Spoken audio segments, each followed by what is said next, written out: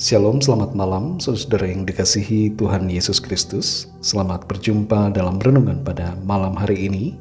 Doa dan harapan saya saudara semua ada dalam keadaan yang baik, selalu kuat dan bersemangat, serta bersuka cita di dalam Tuhan. Tuhan kita selalu baik dan akan berbuat baik senantiasa dalam hidup kita. Sebelum kita mendengarkan renungan firman Tuhan, mari kita berdoa.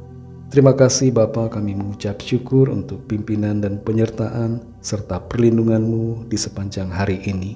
Dalam segala kegiatan kami, Tuhan sudah menolong kami. Saat ini kami mau mendengarkan sabda firman-Mu.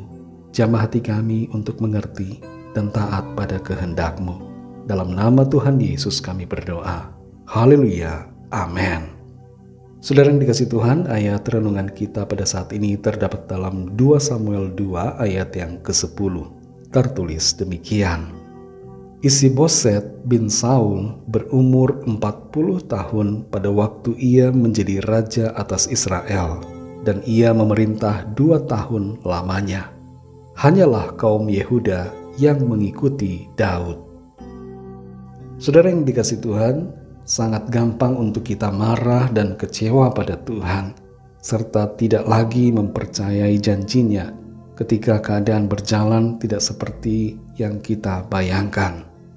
Sikap seperti ini bisa dikatakan manusiawi, tapi Tuhan mau agar kita jadi pribadi yang bukan sekedar hidup secara manusiawi, tapi secara ilahi, sebab kita adalah anak-anak Allah, dilahirkan oleh Roh Allah melalui iman kita kepada Kristus. Walau kadang kita mungkin lupa dalam menyikapi situasi, kemudian marah, kecewa, tapi syukur kepada Tuhan karena Tuhan selalu mengingatkan kita untuk menyadari bahwa janji Tuhan tidak akan pernah berubah. Dan Tuhan mengingatkan kita untuk tidak kecewa. Tuhan mengingatkan kita untuk terus berharap kepadanya. Dalam 2 Samuel 2 ayat 10 ini tertulis, Isi-Boset bin Saul berumur 40 tahun pada waktu ia menjadi raja atas Israel, dan ia memerintah 2 tahun lamanya. Hanyalah kaum Yehuda yang mengikuti Daud. Setelah Saul mati, rupanya Daud tidak langsung menjadi raja atas seluruh Israel. Isi-Boset anak Saul malah yang menjadi raja atas hampir keseluruhan bangsa itu. Sementara Daud hanya diakui sebagai raja oleh satu suku saja, yaitu kaum Yehuda.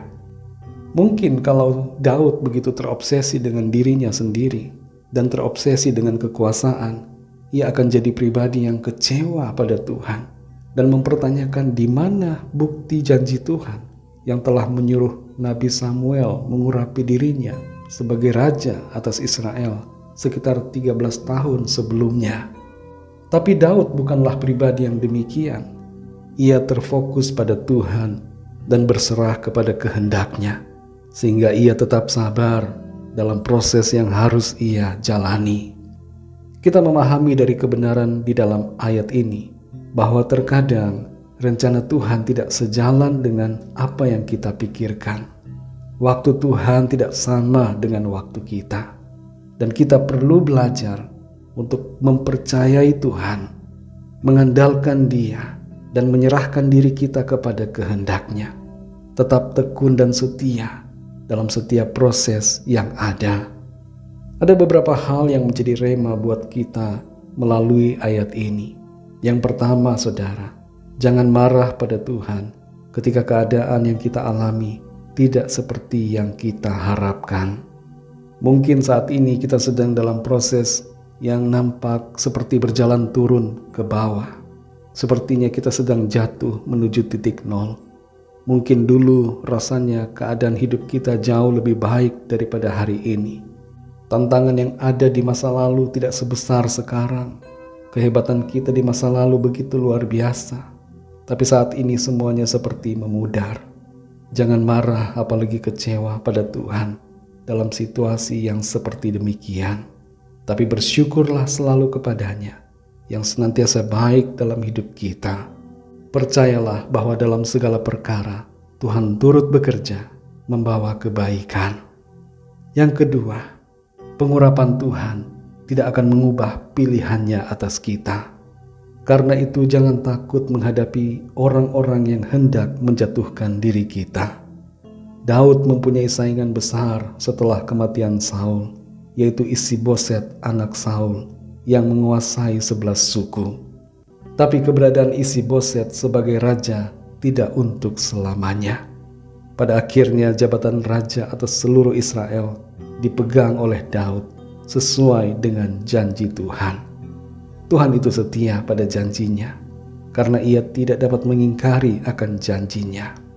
Pengurapan Tuhan atas kita oleh Roh Kudus-Nya ketika kita beriman percaya kepada Tuhan Yesus menjamin bahwa semua janji Tuhan pasti digenapi dalam hidup saudara dan saya. Saudara yang dikasihi Tuhan, Tuhan itu baik, Tuhan setia, Dia mengerti dan tahu segalanya, jauh melebihi pengertian dan pengetahuan kita.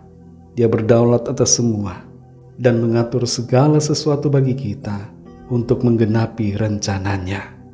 Mari kita berdoa. Terima kasih Tuhan, kami bersyukur untuk firman-Mu yang memberikan kami sukacita dan kekuatan. Firman-Mu kembali menyadarkan kami bahwa setiap proses yang ada, yang sulit, yang sukar sekalipun, bukanlah menjadi penghalang untuk kami mengalami penggenapan janji Tuhan. Engkau baik, selamanya baik, dan apa yang Tuhan buat pasti baik. Dalam segala perkara, Tuhan punya rencana. Tuhan mengerjakan kebaikan demi kebaikan dalam kehidupan kami. Ajar kami untuk tetap setia, sabar dalam setiap proses, mengandalkan Tuhan, berserah pada kehendak-Mu, sebab kehendak Tuhan pasti yang terbaik. Dan kami percaya Tuhan menuntun kami masuk dalam jalan-jalan yang sempurna, sesuai dengan rencana-Mu yang indah. Terima kasih Tuhan, kami bersyukur. Berkatilah kami di sepanjang malam hari ini. Lindungi kami dalam istirahat kami. Berikan kami istirahat yang nyenyak di sepanjang malam ini. Dan bangunkan kami kembali besok pagi dengan kekuatan baru.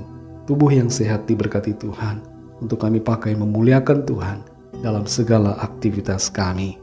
Kami berdoa membawa setiap pergumulan kami masing-masing. Tuhan tahu apa yang kami alami. Tuhan mengerti perasaan dan pikiran kami. Lawat kami Tuhan. Kami percaya ada kesembuhan, ada pemulihan, ada kelepasan, ada mujizat, ada pertolongan Tuhan yang ajaib yang kami alami. Terima kasih Tuhan. Ampunilah kami akan kesalahan kami, seperti kami juga mengampuni orang yang bersalah kepada kami. Dan tuntun kami terus dalam jalan-Mu yang benar. Terima kasih Bapa. Dalam nama Tuhan Yesus Kristus, Tuhan dan Juru Selamat kami sudah berdoa dan mengucap syukur. Haleluya. Terimalah berkat Tuhan. Tuhan memberkati engkau dan melindungi engkau. Tuhan menyinari engkau dengan wajah-Nya dan memberikan kasih karunia. Tuhan menghadapkan wajah-Nya kepadamu dan memberikan damai sejahtera. Berkat anugerah dari Bapa Surgawi, cinta kasih karunia dari Tuhan Yesus Kristus, dalam persekutuan dan penghiburan Roh Kudus, menyertai kita semua sekarang ini dan sampai selama-lamanya. Dalam berkat nama Tuhan Yesus Kristus. Haleluya. Amin. Puji Tuhan, saudara yang dikasihi Tuhan, saya percaya firman Tuhan menjadi berkat dan kekuatan buat saudara semua. Dan Roh Kudus akan menolong saudara untuk lebih lagi memahami kebenaran firman Tuhan. Tuhan Yesus memberkati saudara semua. Selamat malam, selamat beristirahat, dan sampai jumpa dalam renungan yang berikutnya. Haleluya.